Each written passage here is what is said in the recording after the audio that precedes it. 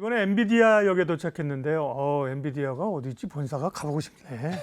저도 가보고 싶네요. 예. 휴가를 그쪽으로. 뉴욕의 월가역은 제가 가봤는데 네. 엔비디아 본사가 어디인지 갑자기 막 가보고 싶은 생각이 드는데 엔비디아에 대해서 사실 워낙 많이 올랐고요. 네. 그러면서 모건 스탠리에서는 부정적인 의견도 냈던 것 같은데 예. 다시 또 목표 권리, 이것도 목표 권리인데 모건 스탠리 아닌가? 어쨌든 최근에 다시 그 엔비디아에 대한 시각이 좋아지고 있고요. 네. 다음 주 또 실적 발표예요. 맞습니다. 네, 뭐라 그럽니까 월가에서는? 글쎄요, 일단은 이 인공지능 산업 자체가 네. 중간중간에 주가의 등락은 분명히 있을 수밖에 없습니다. 아무리 빅트렌드고 좋은 기업이라도 매일매일 주가가 계속 올라갈 수는 없어요. 좋은 기업도 주가의 조정을 거치고 다만 중장기로 놓고 시간을 오래 놓고 봤을 때는 우상향을 해나간다. 실적에 맞춰서 그런 개념으로 보셔야 될 것 같고요. 일단은 인공지능 산업 굉장히 커질 산업, 지금도 커지고 있지만 앞으로는 더욱더 커질 수밖에 없는 필연적인 산업이다라고 생각이 되고요. 그런 산업에서 일단은 킹메이커 역할을 하고 있다라고 월가에서는 판단을 하고 있는 것 같아요. 그렇다 보니까 25년에 주당 순위 기준으로 목표가를 책정을 하면서 다시 한번 목표가를 올리는 행보를 보여줬고요. AI 열풍은 계속 지속이 되고 있습니다. 물론 챗GPT 이런 것들 초기 사용자 대비해서는 관심도는 좀 떨어진 것 같아요. 다만 그 사용을 안 한다고 해서 AI 산업 자체에 대한 투자가 안 되고 있고 안 이루어지고 반짝 테마로 끝날 거냐? 그렇지는 않습니다. 이제 산업으로 확장되는 거죠. 그동안에 맞아요. 호기심으로 해서 다들 네. 얘가 정말 대답하나 이런 수요였는데 맞아요. 이제는 그게 실질적인 산업에 적용되는 단계니까요. 그렇죠. 예. 챗GPT는 그냥 지나가는 네. AI의 과정 중에 일부다. 정말로 극히 일부다라고 생각을 하셔야 될 것 같아요. B2C보다 사실 B2B가 훨씬 훨씬 큰 거죠. 크죠. 예. 네, 훨씬 큽니다. 네. 그래서 그런 식으로 해서 AI 산업은 계속 뻗어나갈 수밖에 없다라고 생각이 되고 있고 네. 월가에서도 그렇게 생각을 한 것 같아요. 그런 관점으로 봤을 때 아직까지는 GPU를 생산하고 있는 엔비디아가 네. AI 산업에서는 당분간 핵심적이고 중추적인 역할을 해나갈 것이다라는 부분들을 이제 주가에 반영을 시킨 것 같습니다. 엔비디아가 얼마 전에 미국의 한 컨퍼런스에서 GH200 그레이스 호퍼 칩 새로 개발했다고 제가 뉴스에서 소개해드렸는데 네. 이쪽을 아시는 분들은 이거 굉장히 크다 그러더라고요. 그러면서 기본적으로 새로운 칩을 만들면 용량이 큰 걸 내놓고 그죠? 네, 거기 맞아요. 들어가는 반도체나 이런 것도 많이 들어가잖아요. 그렇죠. 물론 아직은 이제 제품을 낸 건 아닌데요.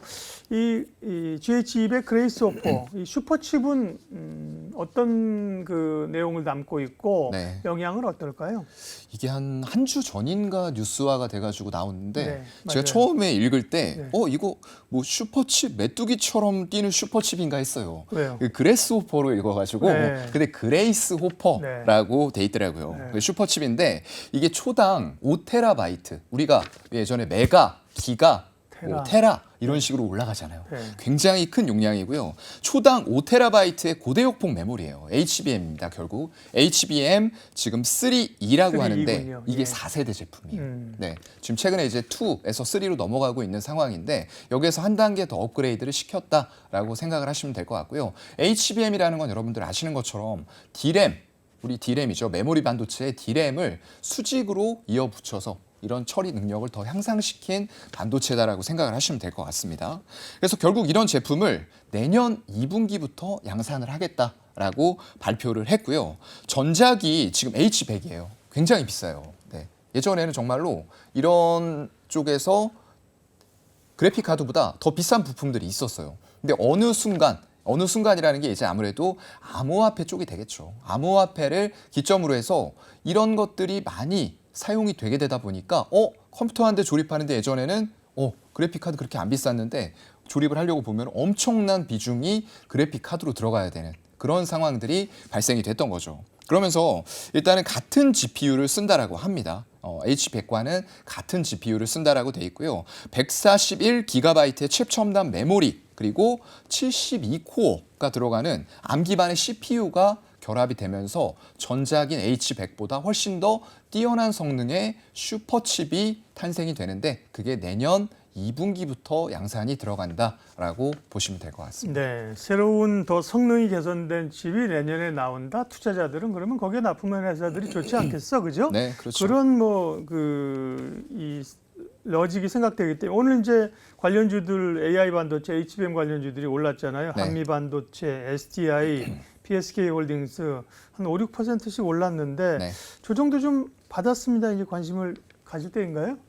네, 관심을 일단은 실적 발표가 다 났기 때문에 네. 나기 전에 실망감들로 인해서 주가가 또 순환매도 있고요. 빠졌습니다. 미리. 예. 올랐던 부분들이 기대감으로 올라갔다라고 하면은 실적이 안 나올 것들을 알고 뺐던 것 같아요. 그런데 그 이후에 우리가 실적으로만 지금 볼 수 있는 상황은 아닌 것 같아요. 여러 가지를 좀 봐야 될 것 같고요. 아까도 말씀드렸던 대로 현재 이제 AI 칩 시장의 점유율을 엔비디아가 80% 이상을 가져가고 있어요. 점유하고 있습니다. 그런데다가 AMD, 인텔 이런 쪽들도 후발주자긴 하지만 그렇죠. 맹렬히 추격을 하고 있는 상황이기 때문에 그쪽과 관련된 반도체 시장이 커진다라는 건 자명한 사실이 될 것 같고요. 일단 엔비디아는 앞선 기술로 시장을 선도해 나가고 있는 업체이기 때문에 아까도 말씀드렸던 것처럼 주가가 중간중간 꺾이는 파동들은 분명히 있을 겁니다. 하지만 AI라는 거대한 시장이 개화가 되었고 앞으로도 그런 시장들이 점점 더 빠르게 가속화가 될 거다라는 부분들을 상정해 놓고 본다. 라고 했을 때는 엔비디아의 주가는 아까도 말씀드렸던 것처럼 중간중간에 오르내림을 무시하고 중장기로 봤을 때는 우상향을 당분간은 좀 그려나갈 수 있는 그런 상황이지 않을까라고 판단을 하고 있습니다. 직접 엔비디아를 사시는 분들 아닌 국내 투자자들은 이제 국내 반도체 업체 그리고 AI 반도체에 관심이 높은데요. 네. 그러면서 뭐 한미 반도체도 말씀드렸고 이오 테크닉스 같은 경우도 오늘 리포트 나오면서 강했습니다. 그래서 맞아요. 이제 이 IT는 반도체 소부장은 이게 사실은 가져가야 될 섹터인데 네. 이게 범위가 많고 그죠? 많죠. 기업이 많다는 게 이제 네. 문제예요. 그럼 이제 엔비디아와 관련된 오늘 AI 관련해서 이제 눈여겨볼 만한 기업 알려주세요.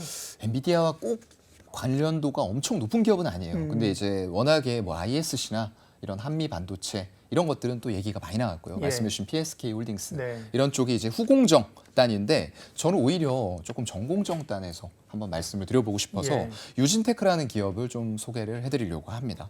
반도체 방막을 형성하는 전공정 프로세스의 장비를 개발하고 생산하는 그런 기업이고요. 반도체용 산업가스를 하고 있는 유진테크 머티리얼즈도 같이 이제 종속회사로 가지고 있는 그런 회사입니다. 삼성전자, 하이닉스, 마이크론 같은 주요한 메모리 고객사들을 전부 다 가지고 있어요. 고객사로 두고 있고 매출 비중은 레이저 플라즈마 증착을 하고 있는 쪽에서 한 92% 정도의 매출이 다 나오고 있기 때문에 증착을 하고 있는 회사다. 근데 예. 메모리 반도체와 주로 관련이 깊다라고 생각을 하시면 될 것 같고요. 어차피 엔비디아의 HBM 들어가는 반도체도 디램이라는 걸 수직으로 붙여서 만드는 그런 상황이기 때문에 연관이 또 전혀 없다라고 얘기를 드릴 수는 없는 그런 상황입니다. 그래서 사실 뭐 퀄컴, TSMC, AMD 이런 쪽이 저조한 실적을 내보내면서 굉장히 좀 추운 겨울을 예고를 이미 했어요. 그리고 중국 쪽의 IT 세트 수요가 빠르게 증가가 되지 않을 것 같다. 중국 경기 침체로 어제 시장이 또 미국이 많이 빠졌잖아요. 예. 그런 상황들이 있기 때문에 이런 것들을 본다라고 해도 정말로 안 좋아야 되는데 일단은 좋게 볼 수 있는 점들이 좀 있을 것 같아요. 전체에서 매출 비중 중에 삼성전자의 매출 비중이 큰 폭으로 올라오고 있다는 부분이에요. 사실 그 전까지는 SK 하이닉스 쪽이 주된 1고객사였어요. 거기다 아까 말씀드린 자회사의 반도체 산업가스까지 같이 세트로 공급이 들어갔었는데 그런 부분들에서 우리나라 최고, 물론 하이닉스도 잘하고 있습니다만 최고는 누가 뭐라고 해도 삼성전자죠. 그쪽에 일단은 가장 큰 고객사로 하이닉스를 제치고 올라왔습니다. 그래서 이런 부분들을 봤을 때는 하이닉스가 지금 HBM이나 이런 쪽에 집중을 하면서 시설 투자는 당분간 좀 줄인다라고 했어요. 근데 그런 부분을 삼성전자의 시설 투자 이런 부분들로 충분히 상세를 해나갈 만한 기업이다라고 판단이 돼서 오늘은 유진테크를 좀 말씀을 드렸습니다. 네, 직접 이제 엔비디아 관련주는 이제 아니라고도 볼 수 있는데 네. 시장의 흐름이 이제 그동안에 후공정, HBM, SK 하이닉스 향해서 전공정, 삼성전자 단으로 가잖아요. 그죠? 네, 맞아요. 그런 관점에서의 관심주라고 보면 좋겠고요. 유진테크를 관심주로 말씀을 해 주셨습니다. 사영관 차장님과 오늘 엔비디아 반도체 얘기까지 함께 했습니다. 고맙습니다. 네, 고맙습니다. 이로운 경제 채널 EBC